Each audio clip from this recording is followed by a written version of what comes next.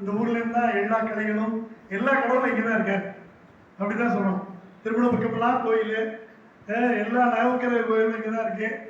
இந்த வடநாட்டுல இருந்து சரி, தமிழ்நாட்டுல இருந்து சரி, எல்லாரும் இங்க வரணும். இங்க இருந்து 4 கிலோமீட்டர் போனா ஒரு கோயில், அதுக்கப்புறம் 5 கிலோமீட்டர் போனா இன்னொரு கோயில். கிழக்கு மேற்காக மிகச்சிறப்பாக கும்பகோணத்தில் பிறகு இருக்குது. தஞ்சாவூர் மாவட்டத்தை சேர்ந்த ஊராக கும்பகோணம் இருந்தாலும் வணிகத்தில் வந்து தஞ்சாவூரை தாண்டி அதிகமான வணிகம் செய்கின்ற ஊர் வந்து கும்பகோணம் தான். மிக சிறப்புகளை பெற்ற இந்த ஊர்ல அந்த ஹெரிட்டேஜ், அந்த பாரம்பரியத்திலே ஒரு கிளப் உருவாக்கப்பட்டிருக்கிறது என்றால் உண்மையிலே அது சால சிறந்தது. இதில் இருக்கக்கூடிய உறுப்பினர்களை பார்த்தா உண்மையிலே அத்தனை பேரையும் 41 பேரையும் ரொம்ப அருமையா வடிவமைச்சிருக்காங்க. 25 பேர் தான் இருந்தாலும் மீதி 14 பேரை இந்த வருஷத்துல சேர்த்து, ஏன்னா 3 மாசத்துக்குள்ள நம்ம சேர்த்துட்டா சார்ட்டர்டு. அதனால எல்லா உறுப்பினர்களுமே சார்ட்டர்டு உறுப்பினர்களா கொண்டு வந்திருக்கக்கூடிய அந்த தலைவர் நரசிம்மன்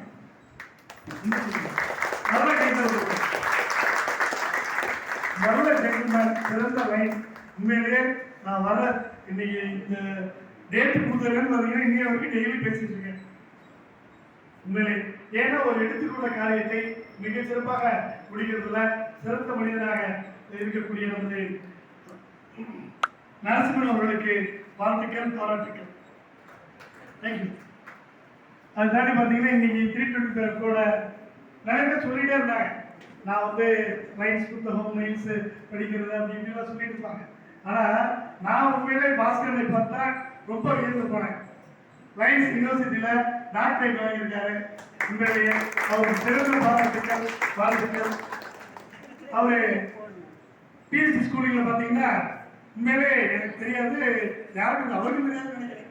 ஏன்னா அவர் அந்த ஐடியாவெல்லாம் வரல, வந்திருந்தாரு. வந்தோடனே டக்குன்னு ஒரு கிளாஸ் எடுக்க சொன்னோம். உண்மையிலேயே மிகச்சிறந்த ஒரு பேராசிரியர் போல அருமையான கிளாஸ். பிஎஸ்சி ஸ்கூலிங்கில் எந்த விதமான முன்னேற்பாடுகளும் இல்லை, பெரிய விஷயங்கள் ஒன்றுமே இல்லை. ஏன்னா அங்கே உள்ள அந்த எல்இடி வந்து உங்களுக்கு ஈஸியாக பண்ணிடலாம், இருக்கிறத எடுத்து போடலாம், எல்லாமே ரொம்ப இதுவாக இருந்துச்சு.